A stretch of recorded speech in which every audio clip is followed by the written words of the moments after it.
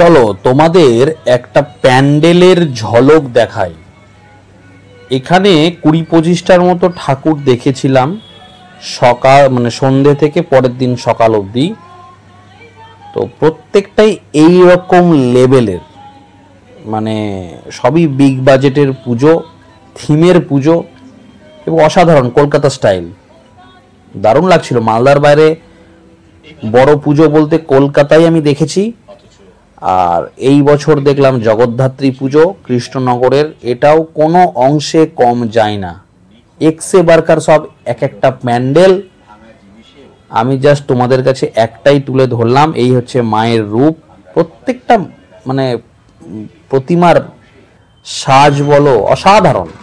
আর আর বাইরেই এইরকম সব ক্লাবের ছেলেপেলে সব এনজয় করছে। ওখানে ঢাক, তাসা, ঢোল এগুলো না খুবই সুন্দর, কি বলবো। প্রত্যেকটা ক্লাবে মানে একদম রেডি আছে, সবাই ওটা নিয়ে এনজয় করছে সন্ধ্যা থেকে রাত অবধি।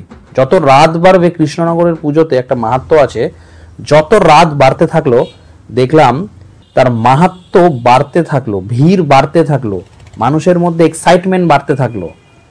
আর এইরকম ভাবে এই লাইট দিয়ে গোটা শহরটা সাজিয়েছে, অলি গলি, অসাধারণ পরিবেশ।